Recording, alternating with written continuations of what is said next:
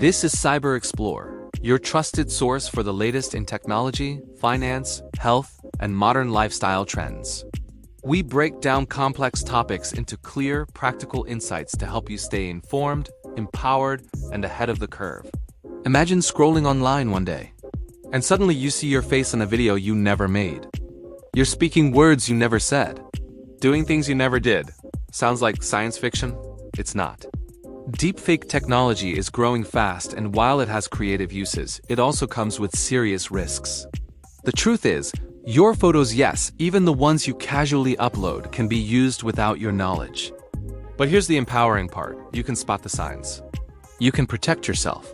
Today, I'm going to walk you through 5 powerful ways to discover if your photos are being used for deepfakes. At the end, I'll give you 2 practical solutions to safeguard your identity. Let's dive in. 1. Reverse image search is your first line of defense. The internet leaves trails, and you can follow them.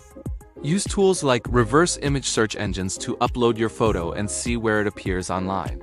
Look for websites you don't recognize, altered versions of your photo, or profiles pretending to be you. Pro tip: make it a habit. Check once a month. Think of it like checking your bank account. You're just monitoring your digital identity. 2. Watch for fake profiles using your face. This one is surprisingly common on social media and dating apps. Warning signs include friends telling you they saw you somewhere unusual, or messages referencing things you never posted. Deepfakes often begin with stolen photos used to build a believable identity before they ever become videos. 3. Look for unusual mentions of your name online. Set up alerts for your own name.